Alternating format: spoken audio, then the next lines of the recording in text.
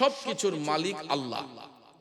এই পৃথিবীতে আল্লাহ যত জাতি সৃষ্টি করেছেন, সমগ্র জাতিকে আল্লাহ বস্ত্রবিহীন অবস্থায় সৃষ্টি করেছেন, ঠিক কিনা বলেন? আমরাও কিন্তু এটা থেকে আলাদা নয়। কিভাবে? লক্ষ্য করে দেখবেন, একটা সন্তান যখন মায়ের গর্ভ থেকে ভূমিষ্ঠ হয়, নরমাল ডেলিভারি হোক সিজারের মাধ্যমে হোক, ভূমিষ্ঠ হওয়ার সাথে সাথে বাচ্চার গায়ে কোনো কাপড় থাকে? কাপড় থাকে না।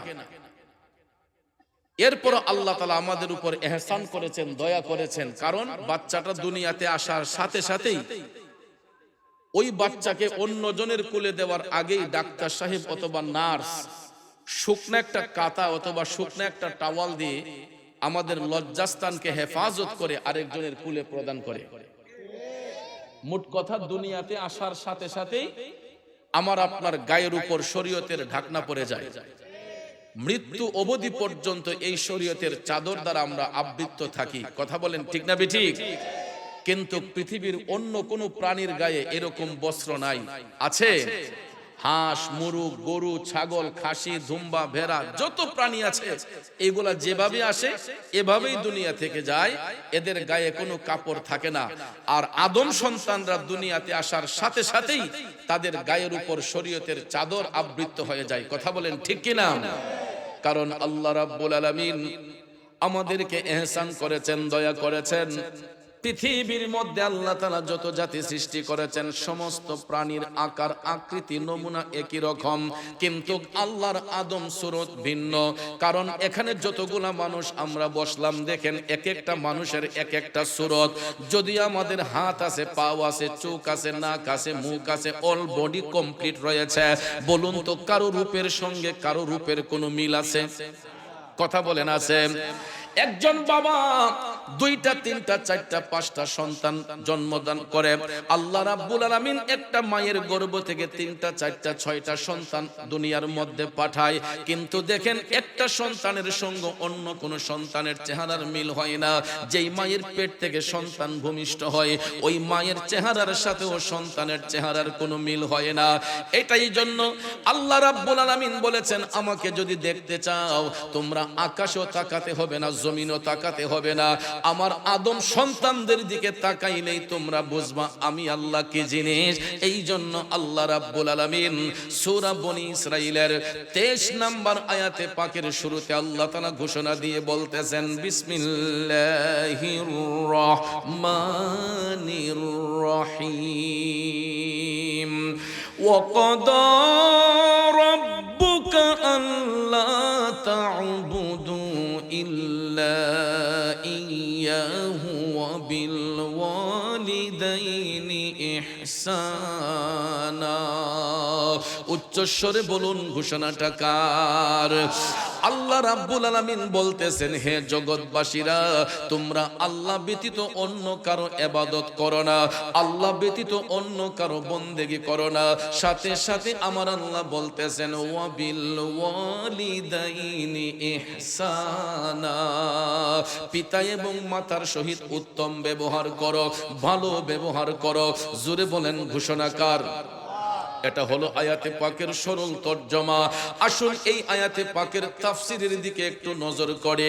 জগৎ বিখ্যাত তাফসীর রুহুল বায়ান এই আয়াতে পাকের তাফসীর করতে যাইয়া প্রমাণ করেছে, আল্লাহর সাথে যেমন কোনো অংশীদারিত্ব নাই, পৃথিবীতে একটা সন্তানের কাছে মা বাবার চেয়ে ঊর্ধ্ব মর্যাদার অধিকারী আর কেউ নাই। ঠিক না বেঠিক?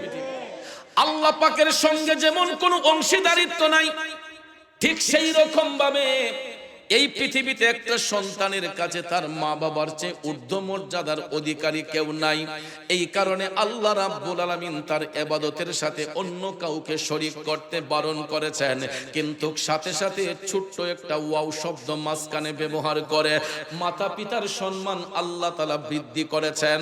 কারণ মা বাবার মাধ্যমে আমরা সন্তানগুলা দুনিয়ার আলো বাতাস দেখতে পাই। এই জন্য মাতা পিতার সম্মান স্বয়ং আল্লাহ তাআলা দান করেছেন। বন্ধুরা আমার, বাবাজিরা, পৃথিবীর জমিনে শুধু একজন পয়গাম্বরকে আল্লাহ তাআলা পিতাবিহীন দুনিয়াতে পাঠিয়েছেন। উনি হচ্ছেন আল্লাহর পয়গাম্বর হযরতে ঈসা রূহুল্লাহ। কথা বলেন ঠিক না বেঠে? তাছাড়া যত নবী রাসূল গৌস কুতুব ওলি আব্দাল আল্লাহ তাআলা পৃথিবীর মধ্যে পাঠাচ্ছেন একমাত্র মা বাবার পবিত্র বন্ধনের মাধ্যমে। কথা বলেন ঠিক না বেঠে?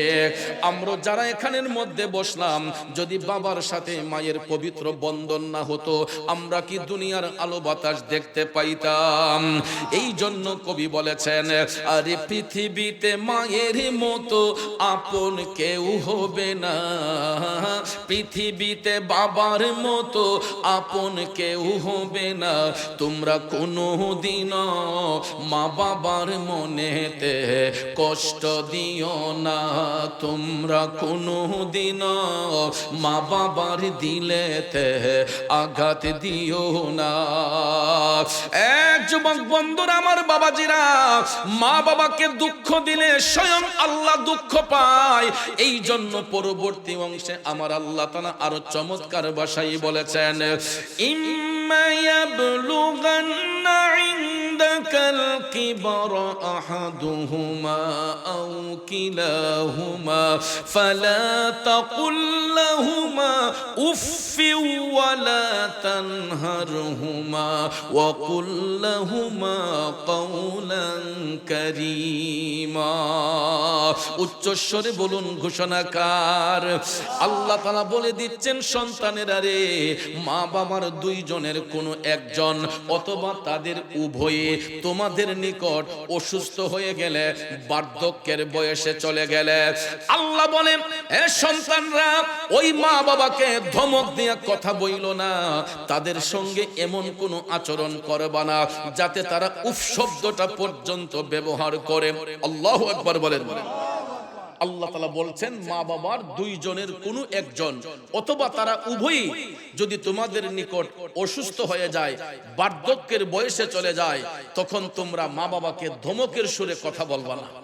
নির্দেশ কার? উফ শব্দটা পর্যন্ত ব্যবহার করবা না। কারণ তাফসীরে রুহুল বয়ান প্রমাণ করে, পৃথিবীর কোন মা বাবা সন্তানকে অন্তর থেকে অভিশাপ দেয় না, কিন্তু সন্তানরা যখন মা বাবার সঙ্গে খারাপ আচরণ করে, মা বাবার দিলের মধ্যে যে কষ্টটা অনুভব হয়, এই কষ্টটা আমার আল্লাহ পাকের আরশে চলে যায়। তখন আল্লাহর আরশটা থরথর কইরা কাইপা উঠে। জোরে কন্যা আল্লাহু আকবার।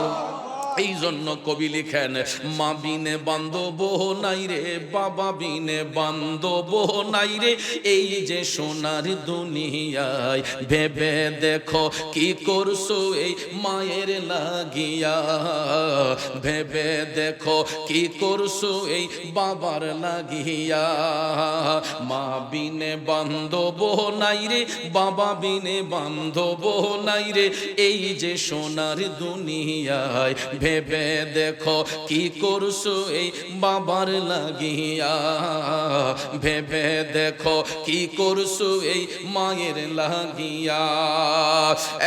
ফতেপুরের যুবক বন্ধুরা, আজকে আমার মতো যারা বাবা হারায় এতিম হয়েছেন, ওই সন্তানগুলা এখন বুঝতে পারে মাথার উপর থেকে কত বড় ছায়াটা যে আমরা হারাইছে।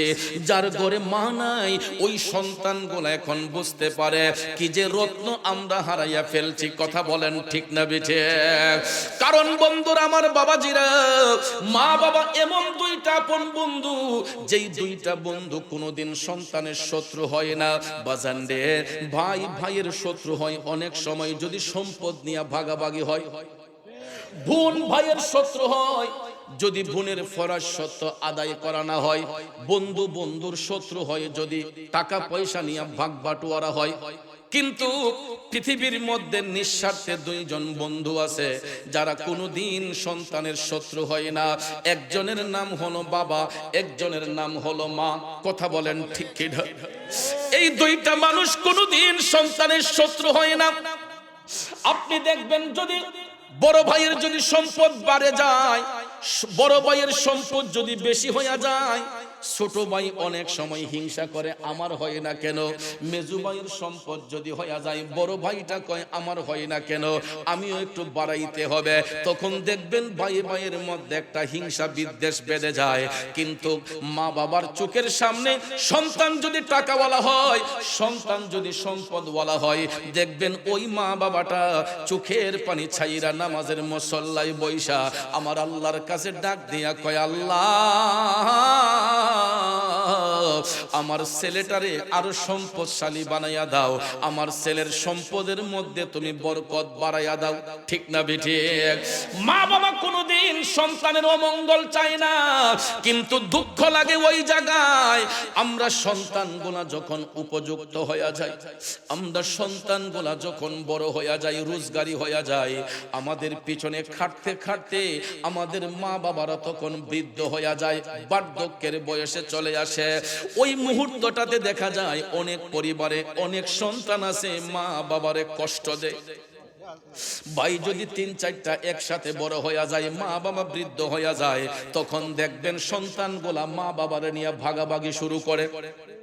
বড় মিয়া কয় আমি খাওয়াইমু আব্বারে, ছোট মিয়া কয় আমি খাওয়াইমু আম্মারে, মেজু মিয়া কয় আমি খাওয়াইমু ৩ মাস, তুমি খাওয়াও ২ মাস, আমি খাওয়াইমু ২ মাস, তুমি খাওয়াও ৩ মাস। এই রকম ভাবে দেখবেন মা বাবারা যদি বৃদ্ধ হইয়া যায়, তাদেরকে নিয়ে সন্তানগুলা ভাগাভাগি শুরু করে দেয়। আমি ফতেপুরের সন্তানদের কাছে জানতে চাই, আমরা সন্তানগুলা যখন ছোট্ট ছিলাম, ৩টা-৪টা ভাই বোন যখন বাবার অধীনে ছিলাম, আমার বাবা এই পুষ মাস মাঘ মাস শীতের মধ্যে জমিনের মধ্যে হাল চাষ করছে। অনেক বাবার আছে তরকারির ব্যবসা করছে, কোন বাবা আছে মুদিমালের ব্যবসা করছে, কোন বাবা আছে সরকারি চাকরি করছে, কোন বাবা আছে প্রাইভেট কোম্পানিতে চাকরি করছে। কই ওই বাবা তো কোনোদিন বলে নাই আমার সন্তানগুলাকে আমি অন্যত্র দিয়ে দেব। ৩টা-৪টা সন্তান পরিবার সহ ৪-৫টা লোকের ভরণ পোষণের জন্য একটা পরিবারে একজন বাবা দিনকে দিন বলে নাই, রাতকে রাত বলে নাই, মাথার ঘাম পায়ে ফেলে অক্লান্ত পরিশ্রম করে বাচ্চাগুলাকে মানুষের মতো মানুষ করার চেষ্টা করছে। ঠিক না বেঠিক? কিন্তু আমরা সন্তানগুলা ওই বাবার স্নেহ মমতা পাইয়া বড় হইয়া কেমনে বাবারে নিয়ে ভাগাভাগি করি, মারে নিয়ে ভাগাভাগি করে। যুবক ভাইরা, আল্লাহ রাব্বুল আলামিন বলে তোমরা ধমক দিয়া তাদেরকে কথা বলিও না। আজকে হয়তো তারা বার্ধক্যের বয়সে চলে আসছে, কিন্তু তারা যখন জোয়ান ছিল, তুমি তখন বাবার কোলে শিশু ছিলা, মায়ের কোলে শিশু ছিলা। অনেক সময় আমরা মায়ের কোলে প্রস্রাব করেছি, পায়খানা করেছি। ঠিক না বেঠিক? এমন কোন লোক আছেন এখানে যে বলতে পারবেন যে আমি আমার আম্মার কোলে পেশাব করছি না, আমার বাবার কোলে পেশাব করছি না? আছে বলতে পারবে?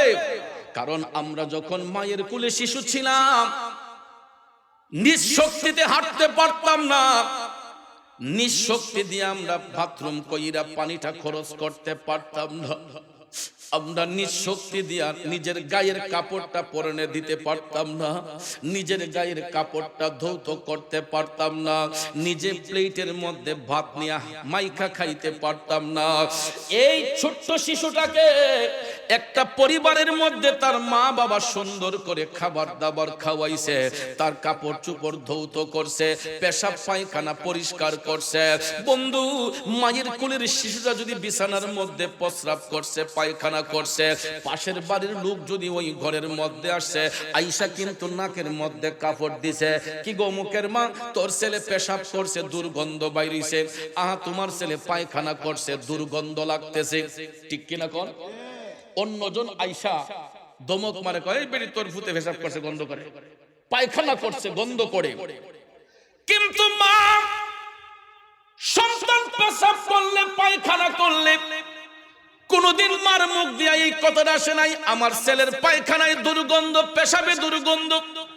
এ বন্ধু, ওই মা সন্তানের পেশাব পায়খানা পরিষ্কার করতে যাইয়া নাকের মধ্যে কোনো আতর লাগায় নাই, রুমের ভিতরে কোনো এয়ার ফ্রেশনার ব্যবহার করে নাই রে বাজান, দুইটা হাত দিয়া মা সন্তানের পেশাব পায়খানা পরিষ্কার কইরা গো ওই পেশাবের কাপড়টা পায়খানায় ভরানো কাপড়টা নিজের হাতে বাথরুমে নিয়ে ধৌত করছে, পুকুর ঘাটে নিয়ে ধৌত করছে, টিউবওয়েলের পারে নিয়ে ধৌত করে রোদের মধ্যে শুকাইতে দিছে। একটা দিন তো মা নারাজ হয় নাই, একটা দিন তো মা মনে কষ্ট আনে নাই, বরঞ্চ আমরা সন্তানদেরকে দুনিয়ার আলো বাতাস দেখাতে যাইয়া কত মায়ের বডি ফিটনেস নষ্ট হয়ে গেছে, কত মা নিজের জীবনটাকে দিয়া দিছে। কারণ আমরা যখন 10 মাস 10 দিন মায়ের গর্ভে ছিলাম, একটা সন্তানকে দুনিয়ার আলো বাতাস দেখাতে যাইয়া একজন গর্ভবতী মা চাহিদা মতো মুখে খাবার দিতে পারে নাই। কারণ মায়ের কোলের সন্তানটা যখন মায়ের গর্ভে বড় হয়, 8 মাস 9 মাস যখন পার হয়ে যায়, মার পেটটা তখন আস্তে আস্তে সামনের দিকে যায়। অনেক সময় দেখবেন বাচ্চা প্রসবের আগে অনেক মায়ের হাত ফুলে যায়, পাও ফুলে যায়, সারাটা শরীরের মধ্যে পানি আইসা যায়। কথা বলেন ঠিক না বেঠিক? এ ফতেপুরের বাবাজিরা রে, আমাদের মতো সন্তানদেরকে দুনিয়াতে আনতে যাইয়া একটা মার হাত ফুলে গেছে, পাও ফুলে গেছে, শুধু তাই নয় 10 মাস 10 দিন পার হইয়া যাবার পরে ওই মায়ের যখন প্রসব ব্যথা শুরু হইছে গো, প্রসব ব্যথাটা এমন একটা ব্যথা, হাদিস শরীফে আমার রাসূল বলেছেন পৃথিবীটা কিয়ামত হলে যেই রকম মনে হয়, একটা সন্তান যখন মায়ের লজ্জাস্থান দিয়া দুনিয়াতে আগমন করে ওই মায়ের কাছে তখন ঠিক সেই রকম মনে হয়। আরে মায়েরও প্রসবের কালে বুক ভাইসা যায় নয়ন জলে রে, ওবা সন্তানের লইয়া কুলে ভুলে প্রসব যন্ত্রণা, দুঃখের দরদি আমার জনম দুঃখে মা, গর্ভধারিণী মা জনম দুঃখিনী মা, দুঃখের দরদি আমার জনম দুঃখী মা। ঠিক না বেঠে? আমরা সকলে মারহাবা বলবো না? নারায়ে তাকবীর, নারায়ে তাকবীর।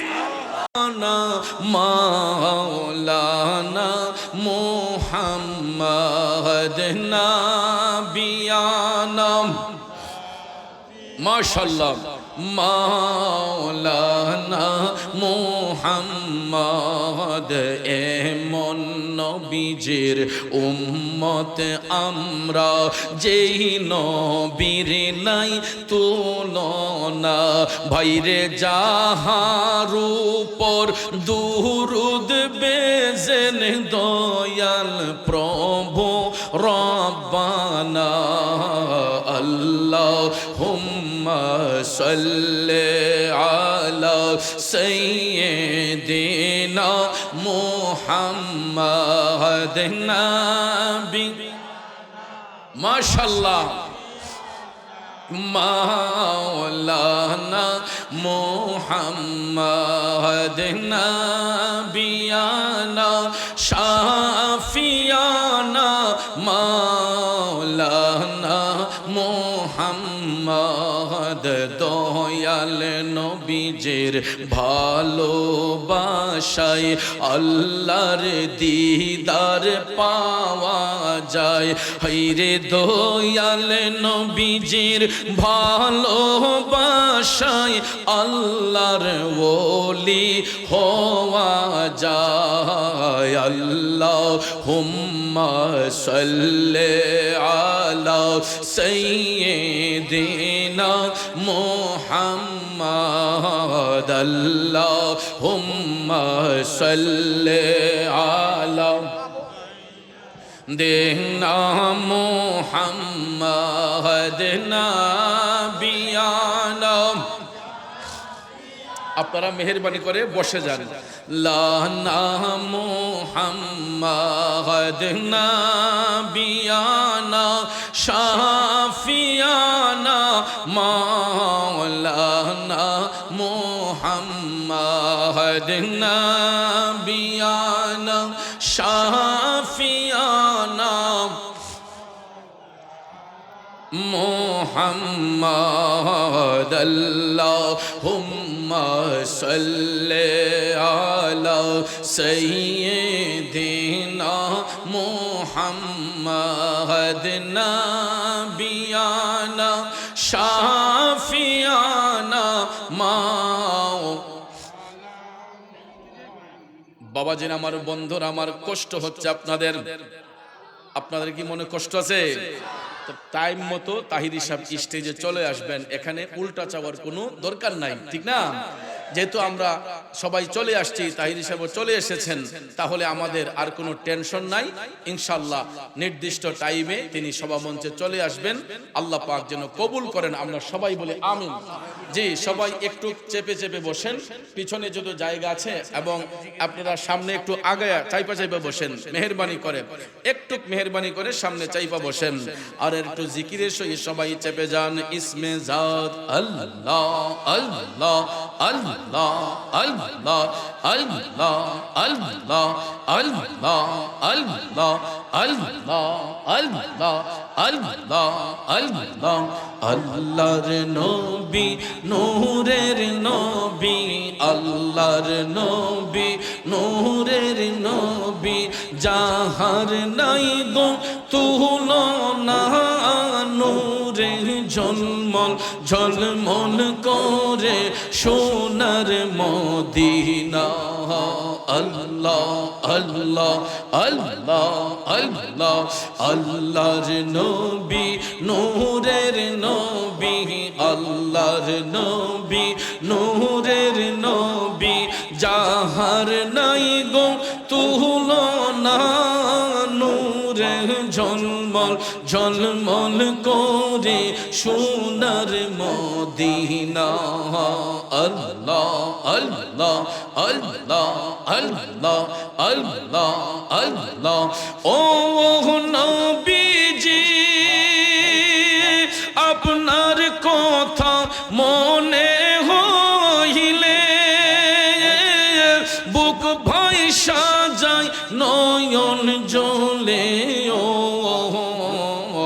কোথায় গেলে পাবো আপনায় কোথায় গেলে পাবো আপনায় দাও না একবার বলিয়া নূরে ঝলমল ঝলমল করে সোনার মদিনা আল্লাহ আল্লাহ আল্লাহ আল্লাহ আল্লাহ আল্লাহ আল্লাহ আল্লাহ আল্লাহ আল্লাহ আল্লাহ আল্লাহ লা ইলাহা ইল্লাল্লাহু মুহাম্মাদুর রাসূলুল্লাহ সাল্লাল্লাহু আলাইহি ওয়াসাল্লাম।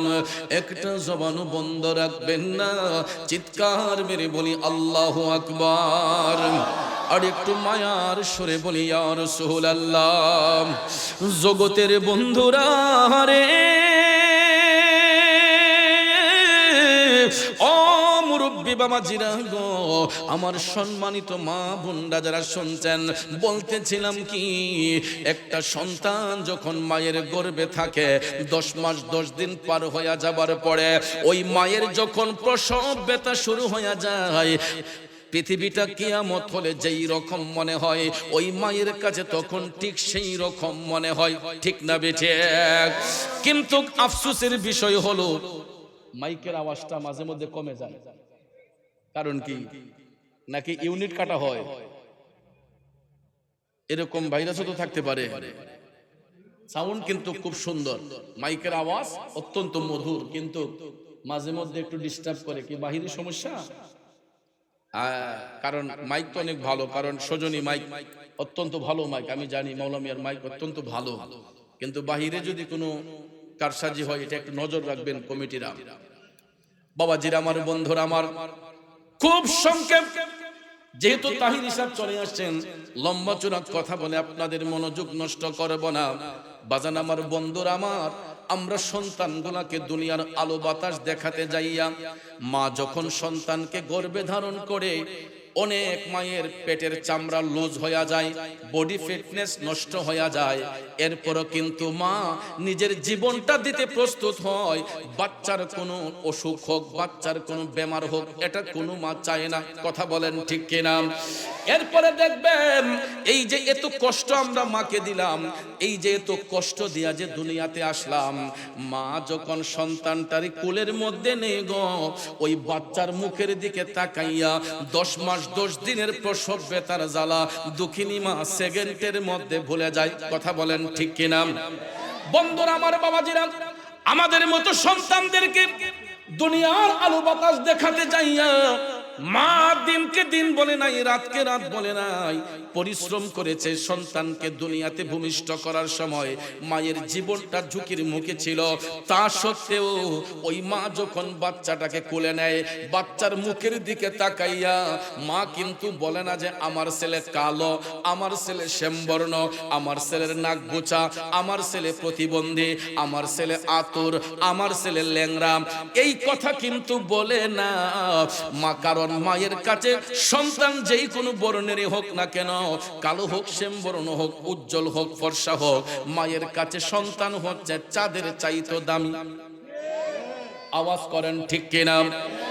মায়ের কাছে সন্তান চাঁদের চাইতো দামি।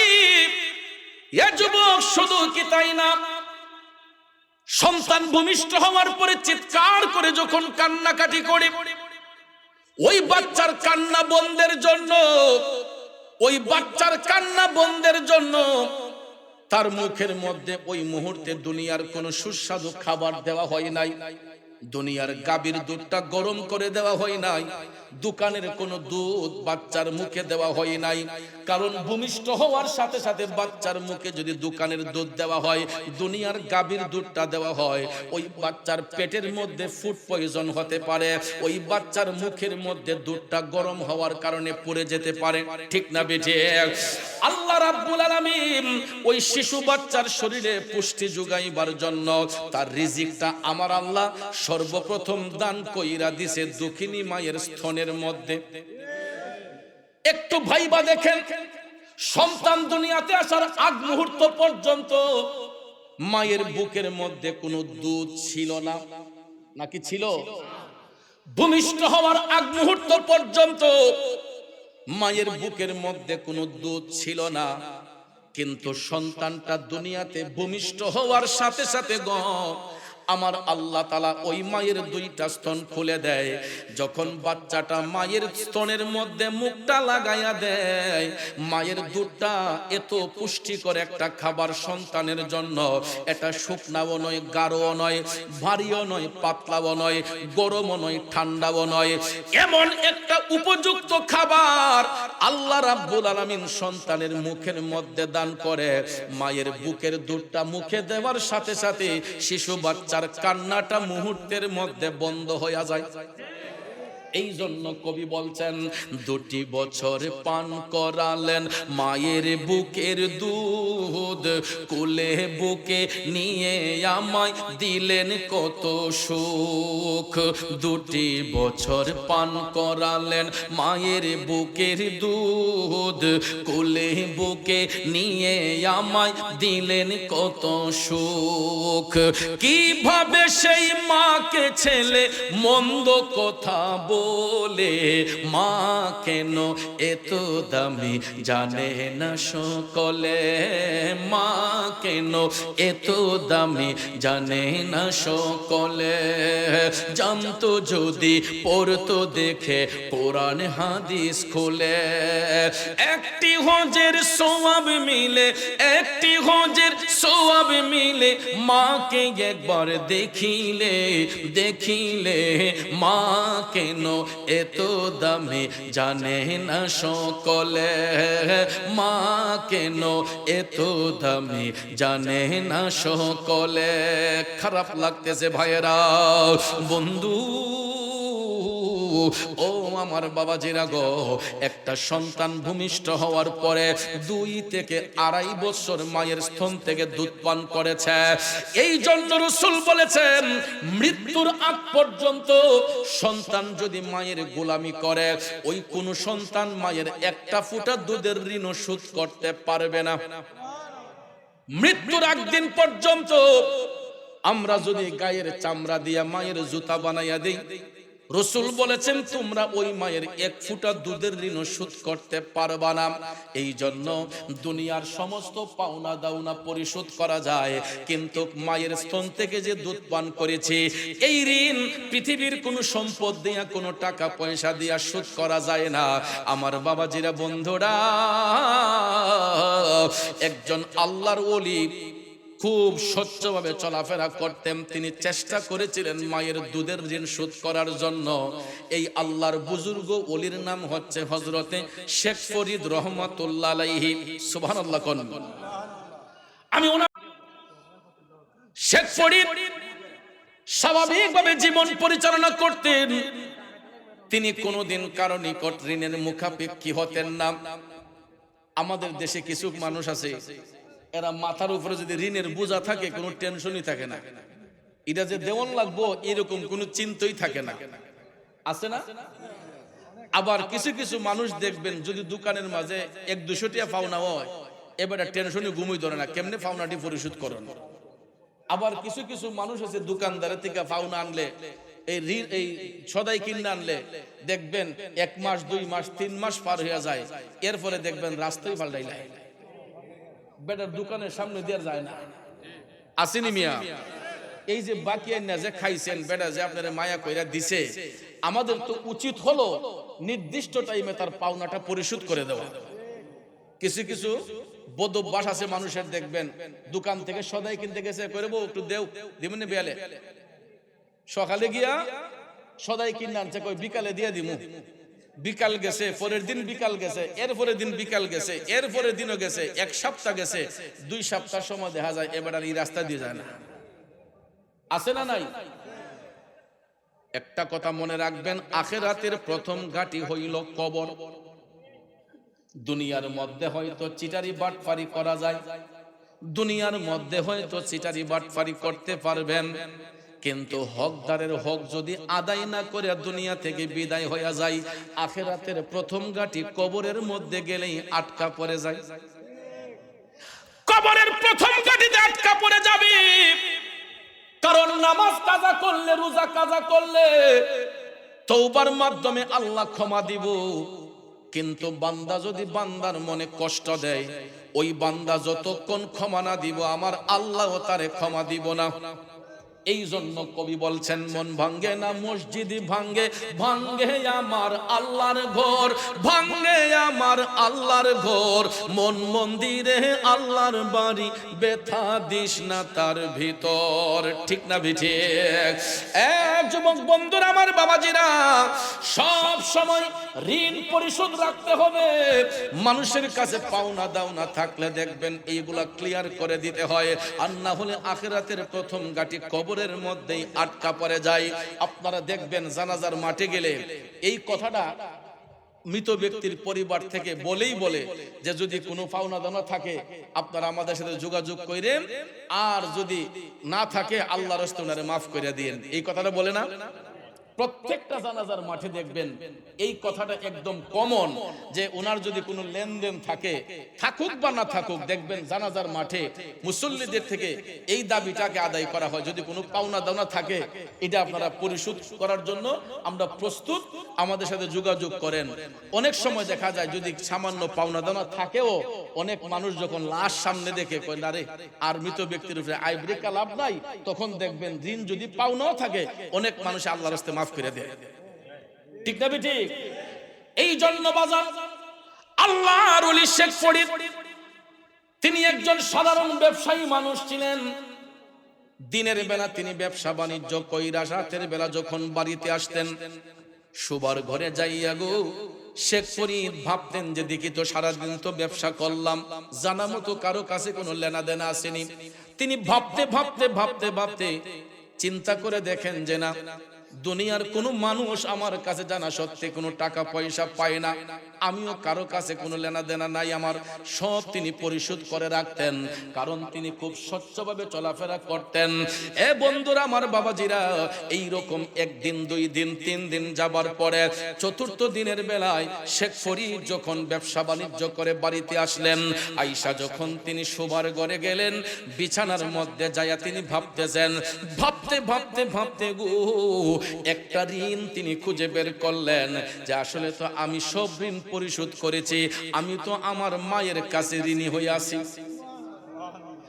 যখন আমি ছোট্ট ছিলাম, আমি তো তখন অবুঝ ছিলাম, মায়ের কোলে শিশু ছিলাম, তখন তো আমি চলতে পারতাম না, হাঁটতে পারতাম না, আমি আমার মার স্তন থেকে দুধ পান করেছি, আমি তো আমার মায়ের কাছে ঋণী, যেই রকম ভাবেই হোক আমার মায়ের দুধের ঋণ আমাকে পরিশোধ করতে হবে। বন্ধুরে, আপনারা বলুন তো, এটা কি জীবনে শোধ করা সম্ভব হবে? কিন্তু শেখ ফরিদ সারাটা রাত বিছানার মধ্যে ছটফট ছটফট করতেছে, কখন সকাল হবে, মার কাছে যাইয়া দুধের ঋণ শোধ করার জন্য প্রস্তাব করবে। সারাটা রাত আল্লাহর ওলি শেখ ফরিদ বিছানার মধ্যে ছটফট ছটফট করতে লাগলেন। রাত যখন শেষের দিকে চলে গেল, হঠাৎ করে শোনা যায় মুয়াজ্জিন সাহেব আজানের ধ্বনি দিয়ে বলতেছেন, আসসালাতু খায়রুম মিনান নাওম।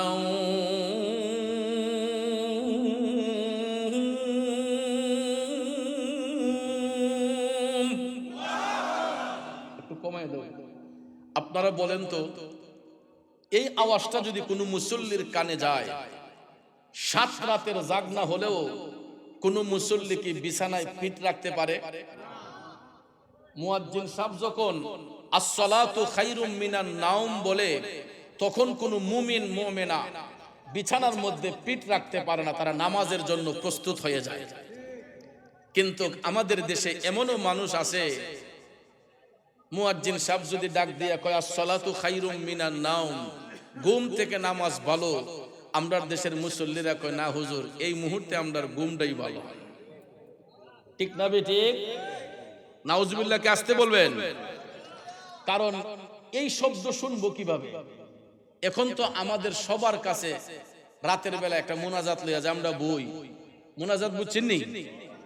এই যে সম্পদটা, গরু যদি খাওয়ান নাও থাকে, ইটার ভিতরে খাওয়ান আছে। ঠিক না ঠিক? এক বেলা উপাস থাকতে রাজি আমাদের দেশের মানুষ, এরপরও ইটার উপাস রাখতে রাজি না। এমবি শেষ হওয়ার আগেই দেখবেন মোবাইলের মাঝে এমবি থাকে, কারণ বাবারে কোনো এক সময় যেটা কল্পনাই কেউ করছে না, এক সময় মানুষ কল্পনাই করছে না, অ্যান্ড্রয়েড তো দূরের কথা, বাটন মোবাইলের টেনশনই কেউ করছে না। ঠিক না ঠিক? প্রথম প্রথম আমরা ছোটবেলা দেখছি, যখন গ্রামীণ ফোনের এই নেটটা যখন আইছে, তখন মোবাইলের ভিতরে যে কথা কয়, এটা কেমনে কয়, এটা শুনবার লাগে কানো লাগাইতে রাখত, কথা কোন কল্পনাই করছে না। এরপরে আস্তে আস্তে কালের বিবর্তনে যখন অ্যান্ড্রয়েড আইছে, এটা তো মুরব্বীরা কোনো সময় চিন্তাই করছে না। ওহন দেখা যায় আগে ফুলাফানের হাতও আসেন, ওহন প্রায় সময় দেখি আমার মুরব্বী চাচার ফোহরের মধ্যে অ্যান্ড্রয়েড। ঠিক না বেটি? যে বেটা জীবনে চিনছে না ইমো কোনটা, হোয়াটসঅ্যাপ কোনটা, মেসেঞ্জার কোনটা, ফেসবুক কোনটা, ওহন দেখা যায় এ বেটাও রাস্তা আসে পাইলে প্রায় সময় হুজুর ফেসবুকও দেখি তো। হ্যাঁ, তার মানে চাচাও এখন ডেভেলপ, উন্নত হয়ে গেছে। ফেসবুক চাচার মোবাইলও আছে, কথা কোন ঠিক না ঠিক? ইমো কোনটা, হোয়াটসঅ্যাপ কোনটা, মেসেঞ্জার কোনটা, এটাও বাপ চাচারা এখন চিনে, কথা কোন ঠিক না ঠিক? কিন্তু দুঃখ হলো ওই জায়গায় যতটুক প্রয়োজন ততটুক ব্যবহার করেন। আমরা তো ব্যবহার করি, মোবাইল ফোন ব্যবহার করি না প্রয়োজনের তাগিদে। যেমন মোবাইলে ভালো দিকও আছে, খারাপ দিকও আছে। অনেক সফটওয়্যার আছে যেগুলাতে আমরা কিতাব স্টাডি করতে পারি।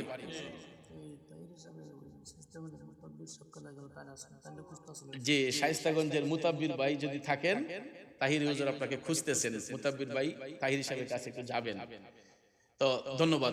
যে কথাটা বলছিলাম, যে অ্যান্ড্রয়েড মোবাইল কল্পনাই করতে পারে নাই কিন্তু দেখা যায় এটা এখন সবার হাতে আছে। হ্যাঁ, থাকুক ভালো, কিন্তু মোবাইল ফোনের মধ্যে কোরআন শরীফের সফটওয়্যার আছে, হাদিস শরীফের সফটওয়্যার আছে, বিভিন্ন ওলি আল্লাহর জীবনী আছে, নবী রাসূলের জীবনী আছে। এই সফটওয়্যারগুলো ডাউনলোড করে আপনি যদি মোবাইল ব্যবহার করেন, এইগুলা শিখেন। কিন্তু আমরা দেশের মধ্যে বেশিরভাগ মানুষ ফেসবুক, টিকটক এইগুলাতে আসক্ত। কথা বলে সারাটা রাত, আমার আল্লাহ রাত দিয়েছেন আরামের জন্য, দিন দিয়েছেন আল্লাহ কর্মের জন্য, কিন্তু আমরা এখন রাতের ঘুম হারাম করে ফেলছি। কারণ একটা মানুষ তো আমার মনে হয় না শতকরা 10% মানুষ ফজরের নামাজ পড়ে কিনা সন্দেহ আছে।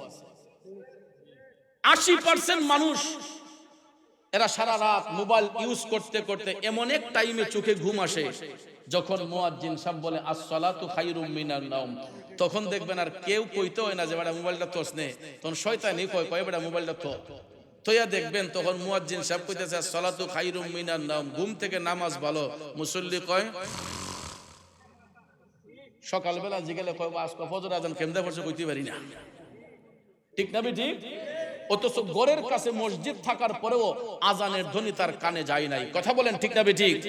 আমরা হইলাম এই তালের মুসল্লি, কিন্তু একটা জিনিস আমরা ভালো করে করতাম পারি, শাসকলের কোনার মাঝে বইয়া কোন হুজুরে পাঞ্জাবি লম্বা কোনটা বাইটা ইতা গিবত আমরার মুখোশ ঠিক আছে। কথা বলেন ঠিক না ঠিক? এই সমস্ত জিনিসগুলা ছাড়তে হবে বাজান। নামাজ আহকামে শরীয়তের মধ্যে সর্বোৎকৃষ্ট ইবাদত। আল্লাহ রাব্বুল আলামিন বলেছেন ইন্নাস সালাতা তানহা আনিল ফাহশাই ওয়াল মুনকার। নামাজ এমন একটি ইবাদত আল্লাহর বান্দাদেরকে অশ্লীল কাজ থেকে, খারাপ কাজ থেকে মুক্ত করে নিয়ে আসে। কিন্তু ওই নামাজটা তো আমরা আদায় করতে চাই না, ওই নামাজটা তো আমরা পড়তে চাই না। যদিও কোনো কোনো মুসল্লি নামাজ আদায় করে, কিন্তু এই নামাজিগুলা লোক দেখানো নামাজি, এরা নামাজ পড়িয়া গিয়ে আরো অশ্লীল কাজের মধ্যে যুক্ত হয়। আসেনি? সকালবেলা দেখেন গাইডারে বান্দর টান দিয়া যখন দেখছে দুধলা গণ, এই মুরব্বী মানুষ দুধলা যখন গণ দেখছে টাস কইরা কয় কেউ দেখছে না রে আদাসের পানি মিশাইলে, দুধ গণ দীক্ষা আদাসের পানি মিশাইয়া হাজির উমাল্লা মাথা দিয়া বালতিলা লইয়া বাজারে যাইতেছুন, দুধ লইয়া ব্যস্তা আর মুখো জিকির সুবহানাল্লাহ আলহামদুলিল্লাহ। ঠিক না ঠিক? মানুষ তো দেখলে মনে করে বাপরে বেটা দিয়ে আসমানের ফেরেশতা ওঠায়। ঠিক না ঠিক? এরপরে আমরা দেশে হয়তো দুধের বাজার নাই, ব্রাহ্মণবাড়িয়া ডিস্ট্রিক্টও বেশি, যদি দুধের মাঝে পানি মিশাইল থাকে এটা মিটার নিয়ে চেক করে, মিটার দিয়ে চেক দিয়ে যদি দেখে দুধের মাঝে পানি, তাহলে এই দুধ লাভেটার মাথার মাঝে ঢেলে দেয়। মাত্র 40 টাকা লাভের জন্য, 50 টাকা লাভের জন্য দুধ আল্লাহর নিয়ামত, ইডারে পানি মিশাইয়া করে কিয়ামত। ঠিক না ঠিক? তরকারির মধ্যে বিষ মিশাই, ফলের মধ্যে ফরমালিন দিয়া মানুষদের হায়াত নষ্ট করে, মানুষদের দেহ নষ্ট করে, এমন বিক্রেতা আছে না নাই? বাজান আমার বন্ধুরা আমার, তাইলে এই নামাজ নিয়ে আত্মায় শান্তি আসবে কিভাবে? আল্লাহ রাব্বুল আলামিন বলেছেন ইন্নাস সালাতা তানহা আনিল ফাহশাই ওয়াল মুনকার। নামাজ আল্লাহর বান্দাদের থেকে অশ্লীল কাজ থেকে, খারাপ কাজ থেকে মুক্ত করে নিয়ে আসে। চাচা গো, আপনি তো নামাজ পড়িয়া গিয়ে আরো খারাপ কাজে যুক্ত হইলেন, কাজেই এই নামাজ দিয়ে আত্মায় সন্তুষ্টি আসবে না, ওই নামাজ দিয়ে আল্লাহর সন্তুষ্টি হবে না, ওই নামাজ দিয়ে তাকওয়া মজবুত হবে না। নামাজ নামাজের মতো পড়তে হবে, যেই নামাজ পড়েছেন আল্লাহর নবীর সাহাবাগণ, ওলি আব্দাল গাউস কুতুব অদ্যাবধি পর্যন্ত যত নেককার আত্মা হচ্ছেন। বন্ধু, সেই দিকে গেলে আমার সময় লম্বা হয়ে যাবে, আমি অনেক লম্বা আলোচনা টান দিয়েছি, এই জন্য সংক্ষেপ করে বলার চেষ্টা করছি। বাজান, শেখ ফরিদের মা যখন তিনি আজানের ধ্বনি শুনলেন, ওয়াজ কিন্তু এই জায়গায় আসিল, মনে আছে?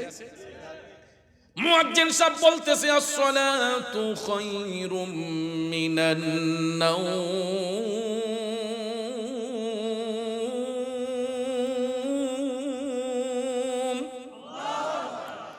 মুমিন মুমিনারা বিছানার মধ্যে পিঠ লাগানা শেখ ফরিদের মা ফজরের নামাজ পড়তে উঠলেন। আল্লাহর ওলি শেখ ফরিদ, তিনি তো এমনিতেই রাতের বেলা ঘুমান নাই, সারাটা রাত সজাগ। তিনি নামাজ পড়ার জন্য মসজিদে গেলেন। মসজিদের মধ্যে নামাজ শেষ করিয়া, ফজরের নামাজ শেষ করিয়া শিশির ভেজা সকালে শেখ ফরিদ বাড়ির ভিতরে আইসা প্রবেশ কইরা মায়ের রুমে গিয়ে প্রবেশ করলেন। যাইয়া দেখতেছে মা দুঃখিনী কোরআন তেলাওয়াত করতেছে। কি করতেছে? আহারে, আগেকার যুগের মা চাচিরা ফজরের নামাজ পড়া কোরআন তেলাওয়াত কইরা ঘর বাড়ি ঝাড়ু দিয়া বিসমিল্লাহ কইয়া চুলার মাঝে আগুন দিছেন। না মিছা কথা বললাম?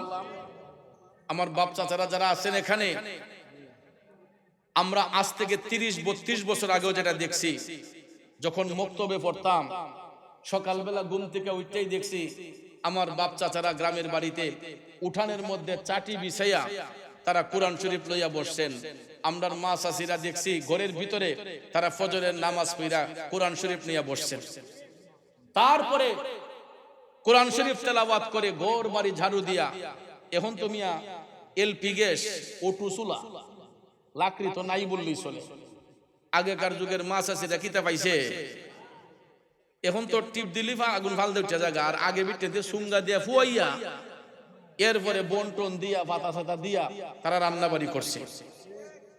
এই চুলার মধ্যে তারা আগুন দিয়ে নাস্তা পানি তৈরি করছে। বাপ চাচারা মা চাচির হাতের নাস্তা খাইয়া কেউ ক্ষেত পাথরে গেছে, কেউ মুদিমালের ব্যবসাত গেছে, তরকারির ব্যবসাত গেছে, চাকরিতে গেছে, অফিস আদালতে গেছে।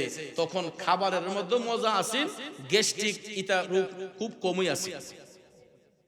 হসপিটালে আপনি ফার্মেসিতে যান, গিয়া দেখবেন যে সবচাইতে বেশি বিক্রি হয় গ্যাসের বড়ি। নাম তো চিনে না, গিয়া হয়ে বেটা 5 টাকা খামো না রে, 10 টাকা দে। ঠিক না বেটি? গ্যাসে জ্বালাই আমার দিতেছে, অন কুন্ডা দিত ডাকতে সবে ফার্মেসির লোকে, এটাও হইতে পারে না। কয় বেটা 5 টাকা খামো না, আমার 10 টাকা দে। পাওয়ারও তো জানে না।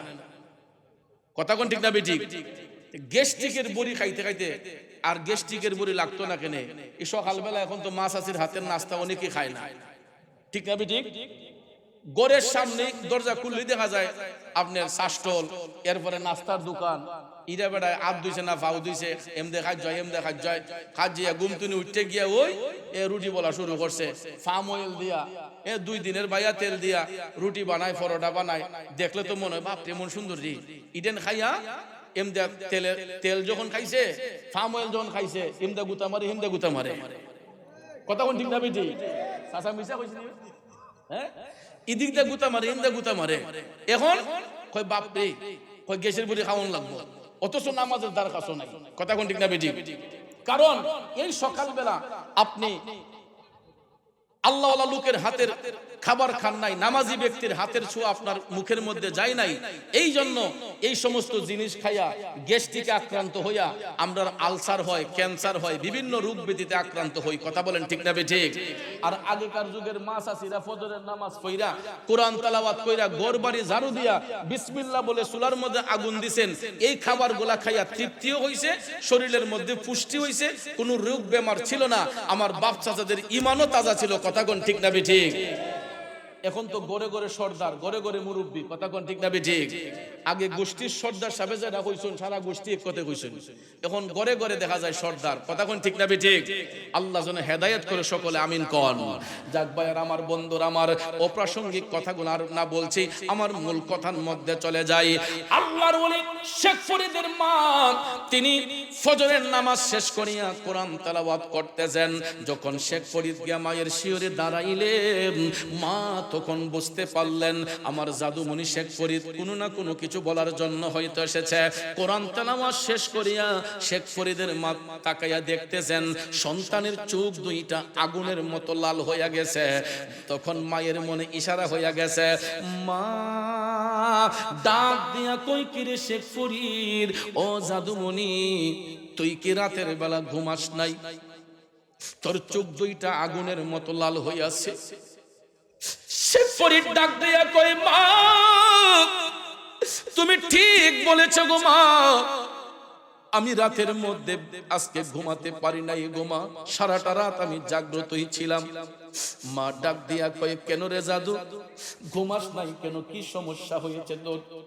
শেখ ফরিদ তখন ডাক দিয়া কয়, মা তোমার দোয়ার বরকতে পৃথিবীতে এমন কোন লোক আমি দেখি নাই গো মা, জানা মতে আমার কাছে কোনো পাওনা দাওনা আছে, আমি জানা মতো সবার ঋণ পরিশোধ করে দিয়েছি গো মা, তবে আমার একটা ঋণ আমার জানা মতো এখনো বাকি আছে। মা ডাক দিয়া কয়, কিরে জাদু, এটা আবার কি?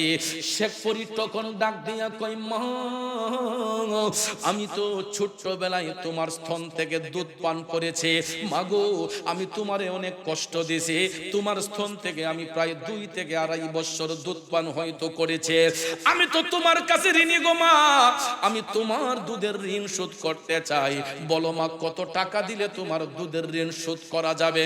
আপনারা বলুন, এই কথা শুনলে কি কোনো মা স্থির থাকতে পারে? সন্তান যখন মারে টাকার লোভ দেখাইলো, মা একবার শুধু ডাক দিয়া বলছিল, কিরে শেখ ফরিদ, তোর মাথা ঠিক আছে নি বাজান, কি বলতেছস? কয়, মা তোমার কাছে অনুরোধ, টাকা যদি না চাও, সম্পদ কতটুক দিলে তোমার দুধের ঋণ শোধ হবে? প্রয়োজন হলে আমি আমার সব সম্পদ দিয়া হইল তোমার দুধের ঋণ শোধ করতে চাই। এই কথা শোনার সাথে সাথে মায়ের বাক শক্তি বন্ধ হয়ে গেছে। সন্তানের মুখে এই রকম আচমকা কথা শুই না মায়ের বাক শক্তি বন্ধ হয়ে গেছে। মা আর কথা বলতে পারে না। আমার কলিজার টুকরা সন্তান আমারে কি শুনাইলো। শেখ ফরিদ তখনও বুঝতে পারে নাই, তারপরও ডাক দিয়া কই, মা টাকা যদি না চাও, সম্পদ যদি না চাও, আমি তোমার গোলামি কইরা হইল তোমার দুধের ঋণ আমি শোধ করতে চাই। মা যখন কথা বলে না, একটা দুইটা তিনটা ধাক্কা দেওয়ার পরে মা যখন নড়ে না, কোনো কথা বলে না, শেখ ফরিদ কয়, মা আমি তোমার সেবায় নিয়োজিত। এরপরে তিনি সমস্ত কাজকর্ম বাদ দিয়া মায়ের সেবা করতে শুরু করলেন। মার সেবা করতে করতে করতে 1 বছর নয়, 2 বছর নয়, 3 বছর নয়, টানা 12টা বছর, 1 যুগ 12 বছর শেখ ফরিদ মারে কান্দে নিয়ে হাঁটলো, মার সেবা করলো। কয় বছর? এ ফতেপুরের যুবক বন্ধুরা, 12টা বছর আল্লাহর ওলি শেখ ফরিদ তার মারে কাদের মধ্যে নিয়ে হাঁটলো, মার গোলামি কইরা। 12 বছর পরে শেখ ফরিদ কান্দের মধ্য থেকে মারে নামাইয়া ডাক দিয়া কয়, আম্মা ও মামা গো, আমি 1 দিন নয়, 2 দিন নয়, টানা 12 বছর তুমি মায়ের গোলামি করলাম, তোমারে কান্দে লইয়া হাঁটলাম। মা বলো না তোমার দুধের ঋণ শোধ করতে পারছি নে। 12 বছর পরে শেখ ফরিদের মা ডাক দিয়া কয়, কিরে পাগল, ও জাদুমণি শেখ ফরিদ, এত পাগলামি করছস কেন? তুই 1 যুগ আমি মায়ের সেবা করছস, 12 বছর আমি মায়ের গোলামি কইরা জানতে চাইছস আমি মায়ের দুধের ঋণ শোধ হইছে কিনা। যদি আমার নবীর কথা সত্য হয়, ও শেখ ফরিদ জাদু শুনো রে, আমার নবীর কথা যদি সত্য হয়, হাদিস শরীফে আমার নবী কামলিওয়ালা বলছেন, মৃত্যুর আগের দিন পর্যন্ত সন্তান যদি মায়ের গোলামি করে, কোন সন্তান ওই মায়ের একটা ফোঁটা দুধের ঋণ শোধ করতে পারবে না। মায়ের একদার দুধের দাম কাটিয়া গায়ের চাম, একদার দুধের দাম, মায়ের একদার দুধের দাম কাটিয়া গায়ের চাম, পাপোশ বাহানাইয়া ঋণের সুদ হবে না। এ মন্দ রোদি ভবে কেউ হবে না আমার মা গো, ঠিক না বিঠি? এ মন্দ রোদি ভবে কেউ হবে না আমার মা গো। মায়ের একদার দুধের দাম কাটিয়া গায়ের চাম, একদার দুধের দাম, মায়ের একদার দুধের দাম কাটিয়া গায়ের চাম, পাপোশ বানাইয়া ঋণের সুদ হবে না। এ মন্দ রোদি ভবে কেউ হবে না আমার মা গো। বন্ধুরা আমার, বাবাজিরা, শেখ ফরিদ এই কথা শোনার সঙ্গে সঙ্গে মায়ের 2টা পায়ের মধ্যে জড়াইয়া দইরা কান্না করতে করতে কয়, মা গো মা, তাইলে তো আমি এই 12 বছর ভুলের মধ্যেই ছিলাম গো মা। যদি মৃত্যুর আগের দিন পর্যন্ত গোলামি কইরো তোমার ঋণ শোধ হয় না, তাইলে তো গো মা আমি তো কোনোদিন তোমার দুধের ঋণ শোধ করতে পারবো না। মা তুমি আমারে ক্ষমা করে দাও, আর কোনোদিন আমার জবান দিয়া এই কথা আমি বলবো না। আমার কোনো কথার কারণে তোমার মনে কষ্ট হইয়া থাকে গো মা, আল্লাহর হস্তে আমারে ক্ষমা কইরা দাও। মা কয় জাফর এতদিনে বুঝার কারণে আমি মন থেকে তোরে ক্ষমা করছি, আল্লাহও যেন তোরে ক্ষমা করে। এরপর থেকে শেখ ফরিদ মায়ের সেবা শুরু করলেন। এ বন্ধুরা শোনো রে, শেখ ফরিদ যখন মার গোলামি শুরু করলেন, হঠাৎ একদিন ফজরের নামাজ পড়িয়া শেখ ফরিদের মা আমার আল্লাহরে ডাক দিয়া কয় আল্লাহ, আল্লাহ গো আমার শেখ ফরিদ রে তুমি ওলি বানাইয়া দাও। বন্ধুরা আমার, বাবাজিরা, পৃথিবীর সমস্ত মানুষের মুনাজাত যদি এক পাল্লায় রাখা হয়, মা দক্ষিণীর একটা মুনাজাত যদি এক পাল্লায় রাখা হয়, আমার দয়াল নবী বলছেন ওই সন্তানের জন্য তার মায়ের একটা মুনাজাতের পাল্লাই ভারী হইয়া যায়। ওই মারে কি আর কষ্ট দেওয়া যাবে? মার দিলে আঘাত করা যাবে? পৃথিবীর সব মানুষের মুনাজাত যদি এক পাল্লায় রাখা হয়, মায়ের একটা মুনাজাত যদি এক পাল্লায় রাখা হয়, নবী কামলিওয়ালা বলেছেন ওই মায়ের একটা মুনাজাতের পাল্লাই ভারী হইয়া যাইব। এই জন্য যুবক, কোনদিন ওই মারে কষ্ট দেওয়া যাবে না রে। আল্লাহর নবীর সাহাবী একজন আমার নবীর কাছে গেলেন, প্রশ্ন করলেন, ইয়া রাসূলুল্লাহ, নবী গো, আমি তো আপনার উপর ঈমান এনেছি, আমার মা এখনো মুশরিক বেদিন। সুবহানাল্লাহ। এই হাদিস শরীফটা আমরা ক্লাস 9-এ পড়েছিলাম। একজন ব্যক্তি রাসূলের কাছে আসলেন, এসে বলতেছেন যে ইয়া রাসূলুল্লাহ, আমি তো আপনার দিনে এসেছি, সত্য দিন কায়েম করেছি, কিন্তু আমার মা এখনো কালেমা পড়েন নাই, তিনি মুশরিক বেদিন। নবী গো, এই অবস্থায় যদি আমার মা আমার কাছে আসেন, আমি আমার মায়ের সাথে কি দুর্ব্যবহার করব না সৎ ব্যবহার করব? আল্লাহর হাবিব সাল্লাল্লাহু আলাইহি ওয়াসাল্লাম ডাক দিয়া বললেন, অবশ্যই তুমি তোমার মার সাথে সৎ ব্যবহার করবা। কেননা উনি তোমার গর্ভধারিণী, 10 মাস 10 দিন তোমাকে পেটে ধারণ করেছে, তোমার মারে তুমি অনেক কষ্ট দিয়েছো, এই জন্য তোমার মার সাথে তুমি সৌজন্যমূলক আচরণ করবা। জোরে কন্যা সুবহানাল্লাহ। এই জন্য কবি বলেছেন, ওরে পৃথিবীতে মায়ের মতো আপন কেউ হবে না, তোমরা কোনোদিনও মা বাবার মনেতে কষ্ট দিও না। বন্ধুরা আমার, মা শুধু বুকের দুধই খাওয়াই নাই, মা শুধু বুকের দুধই পান করাই নাই, সন্তানের ভবিষ্যৎ সুন্দর করার জন্য দিনকে দিন বলে নাই, রাতকে রাত বলে নাই, মাথার ঘাম পায়ে ফেলে ক্লান্ত পরিশ্রম করে মা একটা সন্তানকে মানুষ করছে। ঠিক না বেঠে? তাকায়া আমার গাউসে পাকের দোহাই দিছি যে আল্লাহ, তোমার বন্ধু গাউসে পাক আব্দুল কাদের জিলানী এক মাজলিসে আলোচনা করছিলেন, করার পরে দেখা যায় গাউসে পাকের আলোচনায় মানুষ লুকে লুকারণ্য। হঠাৎ করে বৃষ্টি আসছে, তখন গাউসে পাক আসমানের পানে তাকাইয়া বলতেছিলেন যে আনা আজমাউ ওয়া আনতা তুফাররিক। আমার আল্লাহ পাককে গাউসে পাক ডাইকা বলছিলেন যে আনা আজমাউ ওয়া আনতা তুফাররিক, আল্লাহ আমি তোমার বান্দাদেরকে জমাইলাম আর তুমি তাদেরকে ছত্রভঙ্গ করে দিলা রহমতের বৃষ্টি দিয়া। তখন গাউসে পাকের এই ডাক আল্লাহ তাআলা এত গুরুত্ব সহকারে কবুল করেছেন, দেখা যায় মাহফিল স্থলে কোনো বৃষ্টি নাই, চতুর্দিকে অবিরাম বৃষ্টি পড়তেছে। আমার গাউসে পাকের শান কত উঁচু। তা আমি আজকে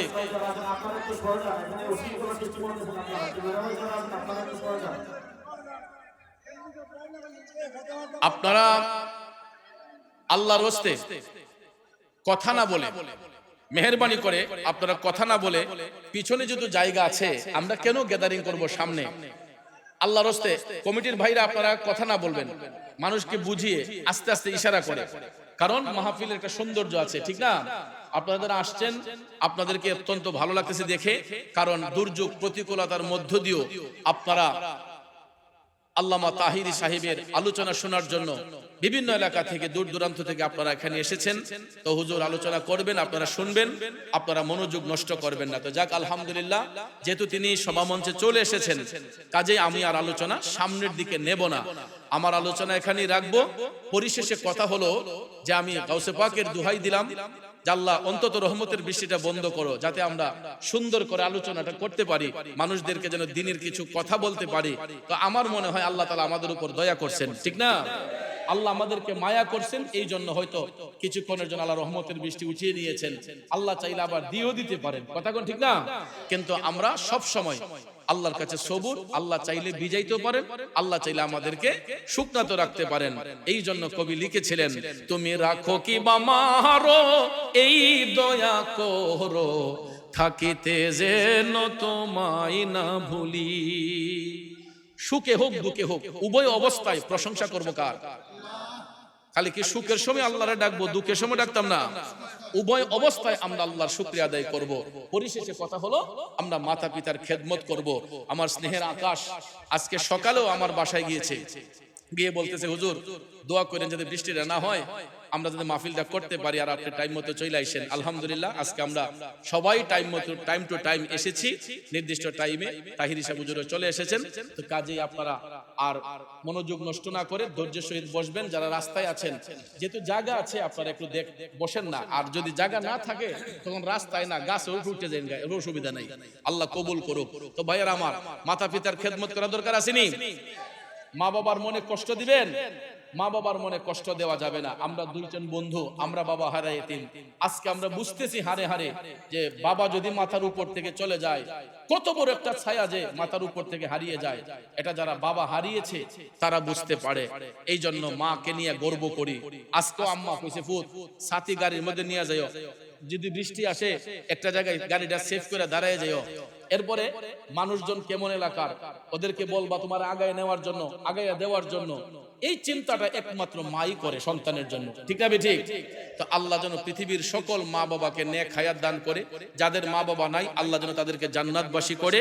আমার অগুছালো কথাগুলা এখানেই রাখলাম। আমার কথায়, ভাষায়, আলোচনায়, ব্যবহারে কষ্ট পেয়ে থাকলে কষ্ট নিবেন না। তরিকতের স্বার্থে, সুন্নতের স্বার্থে আপনাদেরকে অনুরোধ করে বলবো, হাটে ঘাটে যেখানে যেই অবস্থায় থাকি, আমরা ওয়াক্ত মোতাবেক 5 ওয়াক্ত নামাজ পড়বো ইনশাআল্লাহ। আমরা 5 ওয়াক্ত নামাজ পড়বো, হালাল রিজিক খাবো, 3 বেলা না খাইয়া প্রয়োজন হলে 1 বেলা খাবো। এরপর আমাদের খাবার যেন হালাল হয়। হালাল খাবার যদি খান, হালাল রিজিক যদি উপার্জন করেন, দেখবেন অল্পতে আল্লাহ বরকত বাড়ায় দিবে। আর হারাম যাই খাইবেন, আমার দুস্থ প্রায় মাহফিলে বলেন যে হারামে আরাম নাই। হারামে কি নাই? আসলে এটা সত্য কথা, হারামের মধ্যে কোনো আরাম নাই। দেখবেন হারাম খাইছেন, হঠাৎ করে ক্যান্সার, গ্যাস্ট্রিক, আলসার হইয়া আপনার সব সর্বস্ব হারিয়ে ফেলবেন। কারণ আল্লাহ রাব্বুল আলামিন ইচ্ছে করলে রাজত্ব দিতে পারেন, আল্লাহ চাইলে কেড়েও নিতে পারেন। কিন্তু আমরা চেষ্টা করব হালাল পথে ইনকাম করার জন্য, হালাল রুজি ভক্ষণ করার জন্য। আল্লাহ যেন কবুল করে।